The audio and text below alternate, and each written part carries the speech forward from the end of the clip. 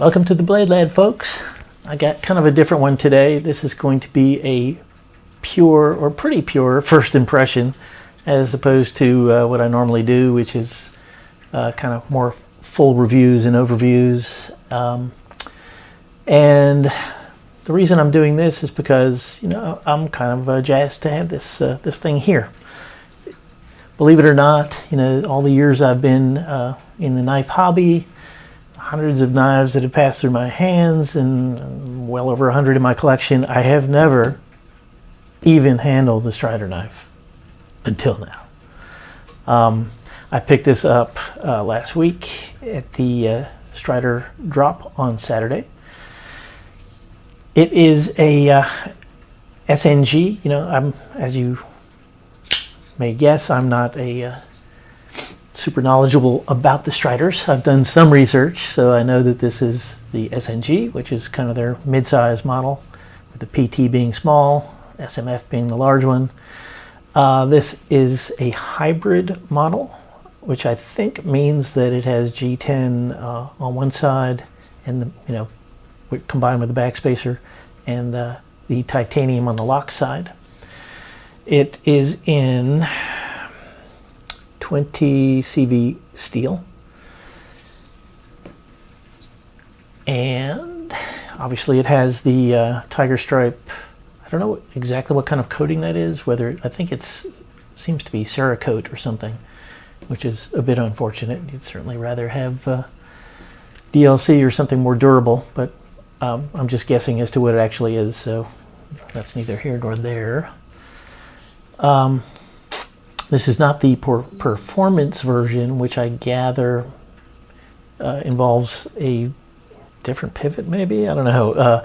Anyway, thicker blade stock. This boy is beefy enough for me, for sure.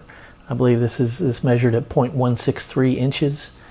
I think the performance version is almost 0.2 inches. Yeah, so really way thicker than I'm interested in. It is almost a full flat grind. I don't know if this is there's something they call a 3/4 grind. Is that this? I don't know. It looks like more than 3/4 to me. So maybe it's a 5/8 grind or whatever. So it came pretty, even though it's thick blade stock, it was pretty thin behind the edge. I believe it was about 13 thousandths or so. I should check and not guess on that. Hold on one second. I will tell you for sure. Pulling up my list here. Sorry. Patience. Yeah, it was 13 thousandths behind the edge for most of the blade. At the very tip, it's about 20 thousandths. So that's nice and thin. And this knife actually, despite the thick blade stock, is a pretty good slicer. So I was really happy to find that. Unfortunately, the actual factory edge was dog shit, if you'll pardon my French. It was 18 degrees on one side and 30 degrees on the other side. Now, it's not uncommon to see some disparity from edge angle from side to side, but that is beyond the pale, in my opinion. So it also wasn't sharp. I think it was, what was the best score was 293, and so as far as I'm concerned, that's a knife that already needs to be sharpened. So guess what? I sharpened it, and I took it down to 17 degrees, and so now it is, might as well cut something with it, a little U-line catalog paper, so now it is, well, derp. Anyway, yeah, it is sharp. It's just the paper is a little bent. I will push cut. Okay, so yeah, the best score now is around 100. Notwithstanding my incompetent paper slicing. All right, so what else? What else is with this?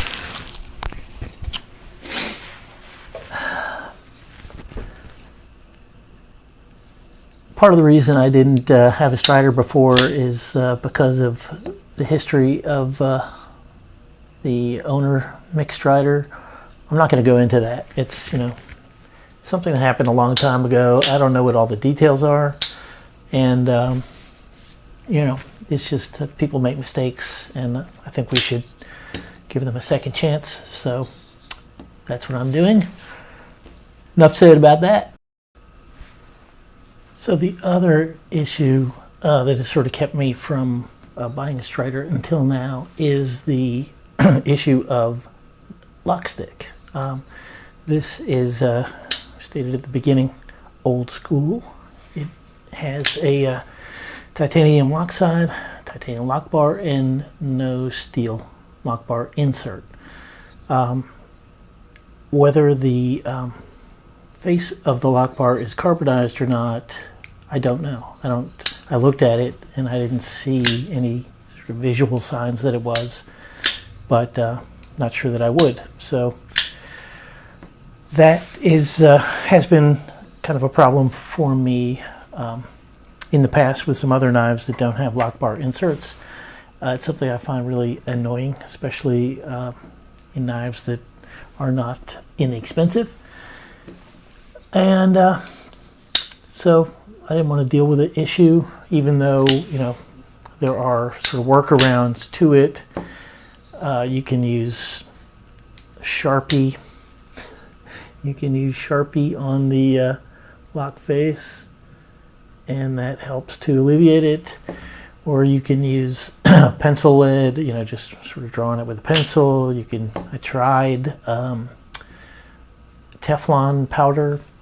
Out of the box, the knife had just a little bit of lock stick. You know, I sort of thought that I'd kind of hit the lottery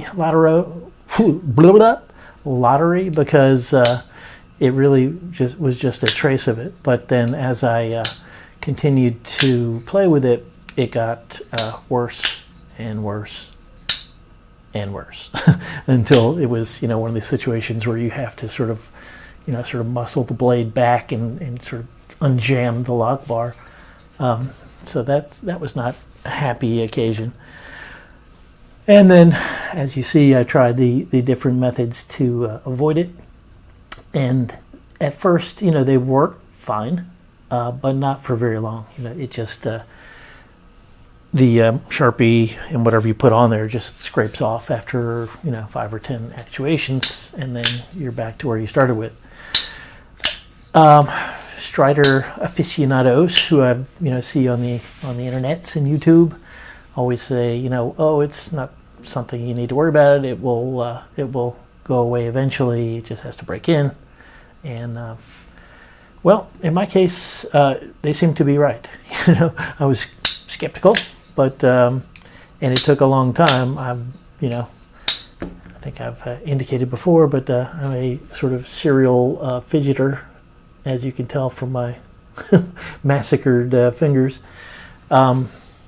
So I have flipped this knife hundreds and hundreds of times, and lo and behold, I am not experiencing any more lock stick. And, you know, there is still obviously Sharpie on the lock face.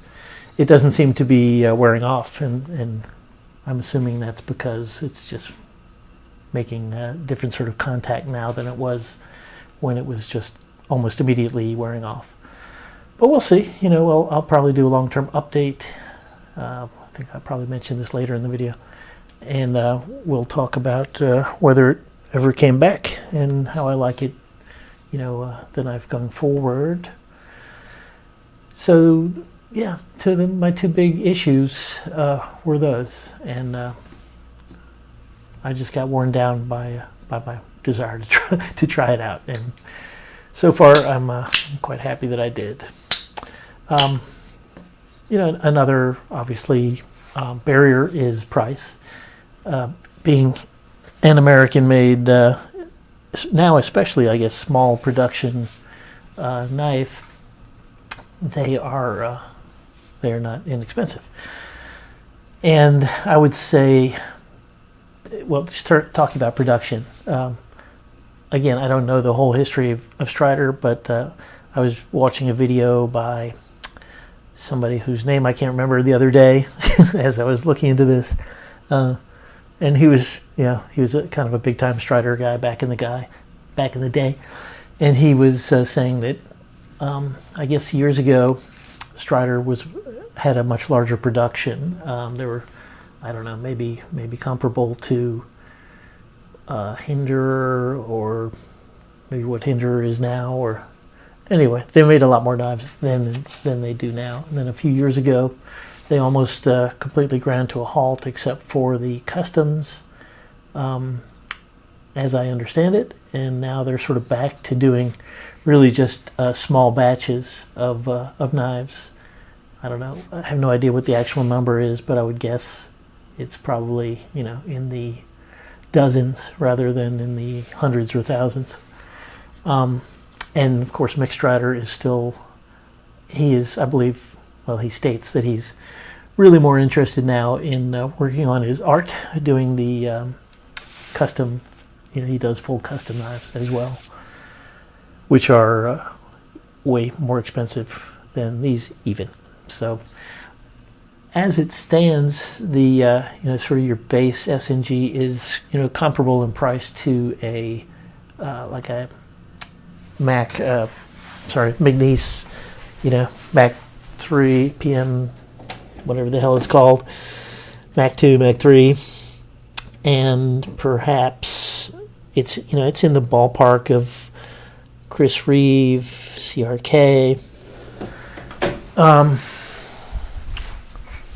So it's in that territory. I mean, it's different. So we'll just, while we're talking about it, so there's the Sebenza with the inserts is going to be considerably more expensive, but the plain Jane one, I think is, just probably still a little more expensive for the large. There is, so you're talking again about your McNeese. These are about the same price, I think. Yeah. And there is your Curtis Custom. This is the F3 medium. I believe these have gone up a fair amount in price. Retail, you can find generally pretty good deals on them on the used market. But that's the area we're living in with the Strider. And I guess the SNG is a little more expensive too. And then within this production area, there are all kinds of variations. They have different G10 type scales. Some of them are, I think they might have G10 on them. Well, I won't even go there. But there's a lot of different G10 patterns, colors, blade steel, lots of different blade steels, blade finishes, and there's some of them have titanium on the front and the back. Some of them have aluminum scales on the front and titanium on the back. So there's a wide variety. If you're, I think it's part of the reason people enjoy sort of collecting these things, is that there's just a wide variety of varieties, just to be redundant. So back to where I was. I had left out the part about the lock stick previously, so pardon my interruption. So reverse flick is excellent. Thumb flick is excellent. I don't find, these are actually, I guess you could call them thumb studs, but I'm not able to really flick them well. They're functionally, they're blade stops. They take the place of a stop pin, which provides nice stability. Clearly the knife has jimping kind of everywhere, which gives you good grip, but I don't find it to be too abrasive. It's a bit abrasive. If you got soft hands, you might have a problem with it. This G10, this Tire Track G10 scale is super grippy. I mean, you are not going to be slipping off that thing, and I'm okay with that. That's fine. It doesn't bother me either. The body screws, these are all T10. This annoys me. This is it's not proprietary, of course. It's some sort of spanner bit in order to get the non-captured pivot open. And on the other side, I think this is a 1/8 inch hex. So before after I ordered the knife, I went on Amazon and I bought this, I think for $12 or $14 or something. This little spanner bit thingy, which works fine. It allows me to take the pivot out, and I opened it up and checked it out. Once you master that issue, disassembly is a breeze, and so pretty easy cleaning as long as you just happen to have a spanner bit handy, which who doesn't? Yeah, so I don't know if there's anything else I have to say about this with my limited experience with it. If you have any questions, that would be nice. Oh, I should say centering was good. It's funny, there's like a real optical illusion where if you look at it just sort of casually, it looks like the blade is off center, but that's really because the scales are of different width. The titanium scale is way thicker than the hollow part of the G10 scale, so it looks like it's off center, but it's actually, if you look at it the right way, kind of, let me do this. It's just hard to do under the camera. Anyway, it's pretty well centered up. It might be off by a degree or two, but it's fine. So yeah, I've been carrying the hell out of it since I got it, and I really like it. Sorry, my monitor just went out, which is why I paused in the middle of a sentence. So yeah, I'm gonna wrap this up, and I will probably be back in maybe a month or two, and I'll probably do a full review on it, because who doesn't want to see a full review on a knife that's been out for 15 years?